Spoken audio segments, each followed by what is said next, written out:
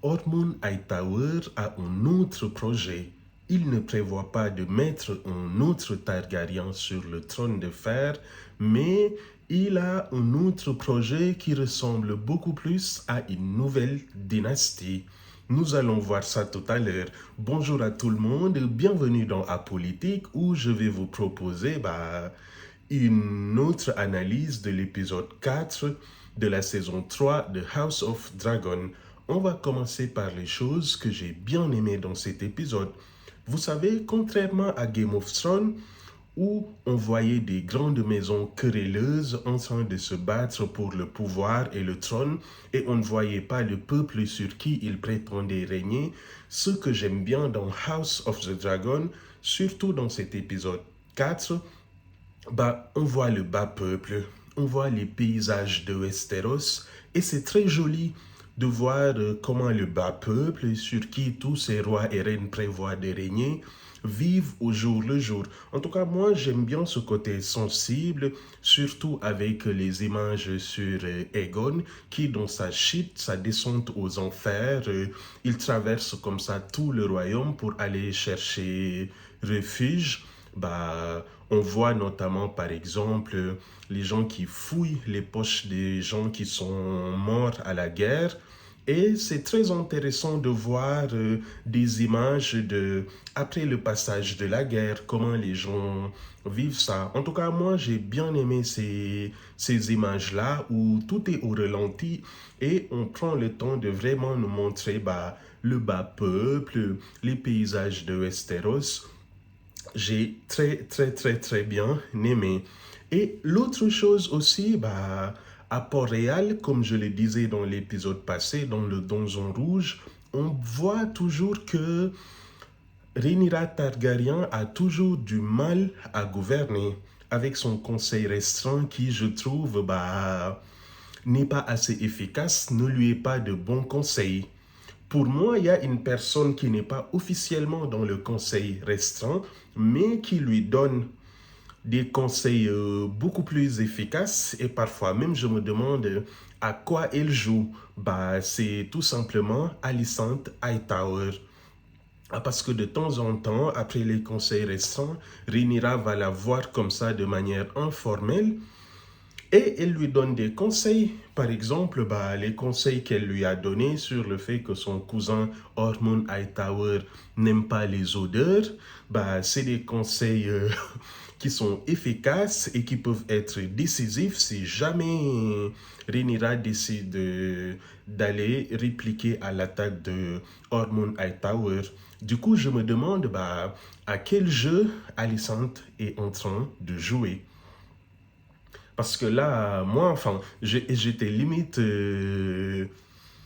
voilà, incompréhensif. Je me suis dit, elle va finir par faire tuer tous les membres de sa famille pour garder son amitié, cette sorte d'amitié où on ne comprend pas qu'elle entretient avec Rhaenyra Targaryen.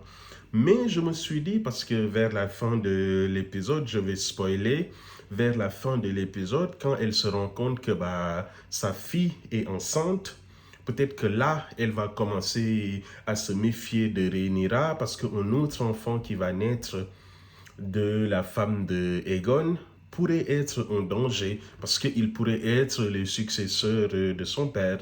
Je me suis dit peut-être que là, elle va commencer à se méfier de Rhaenyra parce qu'elle n'hésite pas à se débarrasser de tout ce qui peut l'empêcher de très bien régner.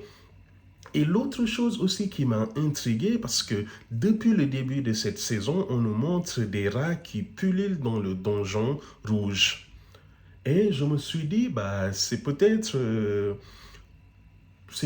un message qu'ils veulent nous faire passer, mais je me suis demandé quel genre de message.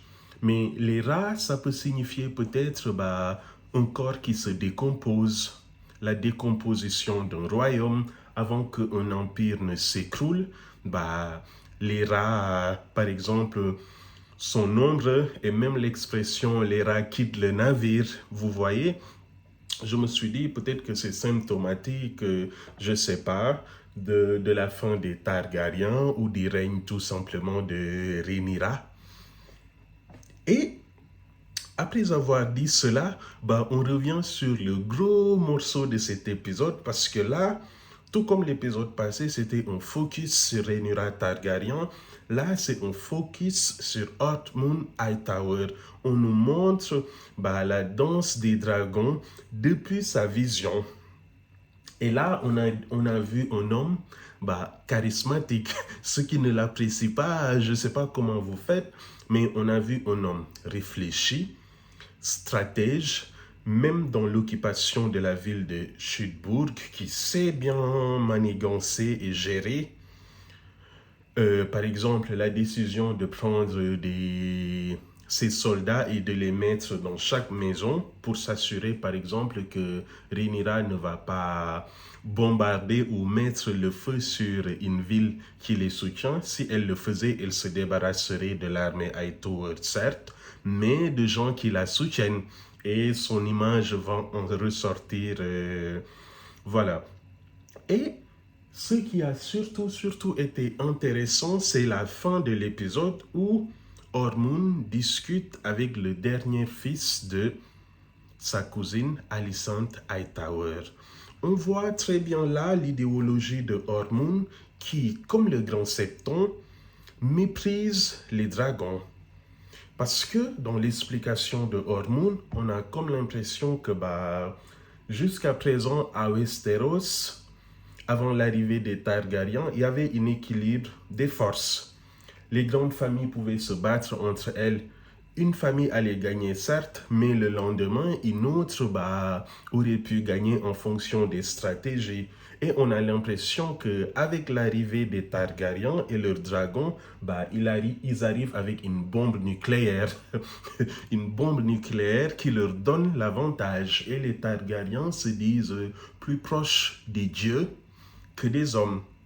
Et pour Ormond Hightower, c'est injuste. C'est injuste. Et de ces explications, on a l'impression qu'il veut se servir des dragons, notamment celui de son neveu, pour pouvoir placer son neveu qui est un Targaryen à la tête du royaume. Mais là, on aura une alliance de la religion et du royaume, comme dans toutes les dynasties, pour pouvoir gouverner. On verra bien comment tout ça va se passer dans les épisodes à venir. En tout cas, moi, ces 2 derniers épisodes, c'est des épisodes que j'ai bien aimés. On se tient au courant. Bye.